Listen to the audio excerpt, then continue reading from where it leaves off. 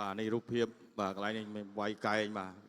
គឺកីឡាករចិនគឺអត់មានអីតបតទេបាទគឺលេងលីគឺសារ៉េយករហូតបាទចង្គង់ផងកែងផងអត់តដៃបាទភាពអន្តរជាតិរវាងកម្ពុជានិងចិនហ្គឹងចេញមករៀមទឹកទី1 round 1បាទទឹកទី1បកគលក្រមអែមលេងលីបកគលខៀវបាទសិនឆាវទាត់ទៅទាត់មកចាប់ផ្ដើមក្នុងការប្រកួតទឹកទី1ទាត់ស្ដាំរបស់លេងលីញាក់ឆ្វេងសងពីកីឡាករចិនចលោឆ្វេងទាត់ក្រោមសង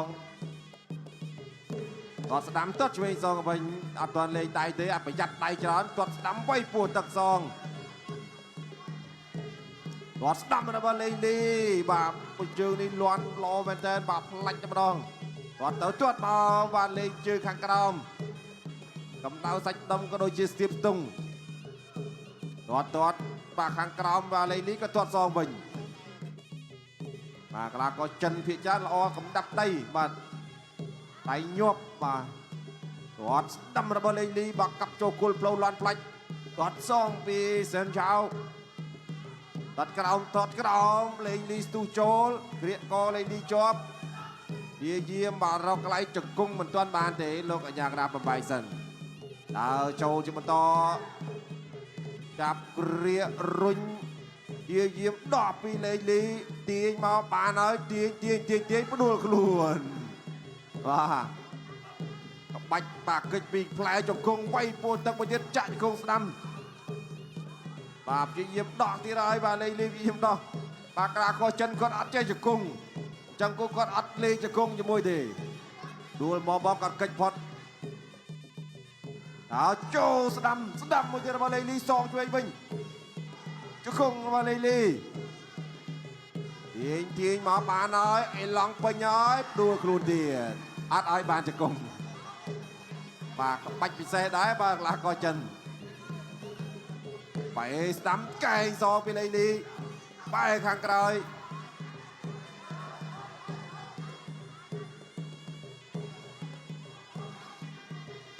ចាប់ដើមជាបន្តទៀតដើរចូលវាយស្ដាំទៅលេងលី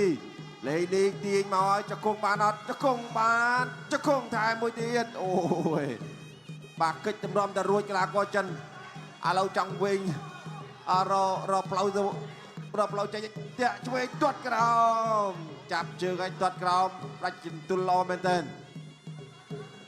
ហើយឆ្វេងខុសសងស្ដាំរបស់លេងលីតាំពោះទឹកទៀតជង្គង់ស្ដាំរបស់លេងលីជង្គង់ស្ដាំរបស់លេងលី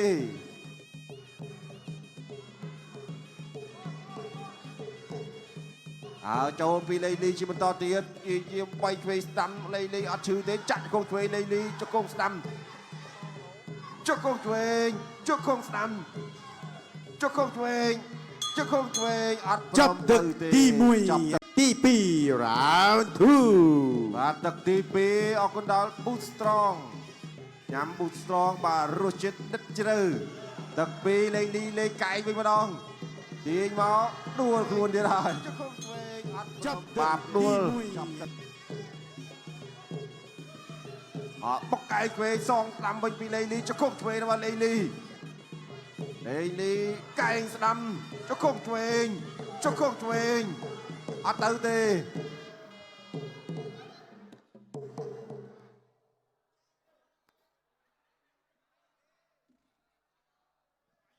អូលោកកញ្ញាកណ្ដាលប្រជុំការប្រកួតបាត់ហើយឃើញថាកីឡាកររបស់ប្រទេសចិនបាទគាត់